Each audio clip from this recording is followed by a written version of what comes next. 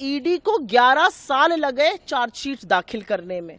सर्वप्रथम तो मैं ये कहना चाहती हूं, इससे ज्यादा राजनीतिक प्रतिशोध का, पॉलिटिकल विच हंट का दूसरा कोई केस हो तो जरूर बताइएगा।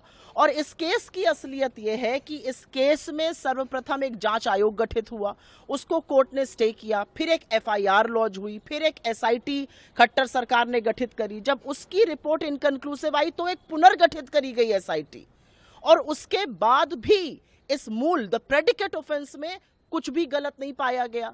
और अब आप राजनीतिक प्रतिशोध के चलते ये चार्जशीट कर रहे हैं। ये कोर्ट में मामला है, इसका जो कानूनी कार्रवाई होगी वो होगी। लेकिन जो भी प्रियंका गांधी जी को या उनके परिवार को जानता है वो ये जरूर जानता होगा कि वो इन गीदड़ भभकियों से, धमकियों से, इस राजनीतिक षड्यंत्र से डरने वाली नहीं है। वो लगातार आपकी विफलताओं के लिए आपको जवाबदेह बनाती रही हैं और आगे भी बनाती रहेंगी।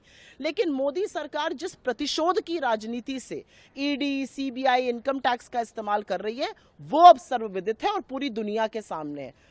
पूरी तरह से 13 साल पहले जमीन बिक चुकी, 11 साल से केस चल रहा है, ईडी अब जाके चार्जशीट दाखिल कर रही है, एफआईआर, एसआईटी, जांच आयोग सब कुछ होने के बाद कुछ गलत पाया नहीं जा रहा है, तो कलई तो ईडी की खुल रही है। ईडी को तमाम बार कोर्ट में फटकारा है, आपके पास सबूत नहीं होते, आप मुंह की खाते हैं, आप लोगों को अरेस्ट करके राजनीतिक प्रतिशोध करते हैं। ये ईडी अब ईडी नहीं रही। ईडी एक जांच करने वाली संस्था, इंस्टीट्यूशन नहीं है।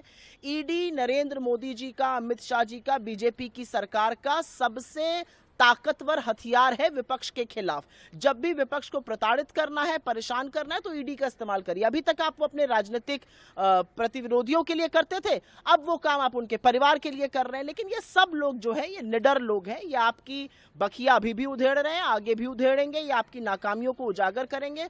भूपेश बघेल जी के लड़के को गिरफ्तार करना एक और राजनीतिक प्रतिशोध दिखाता है।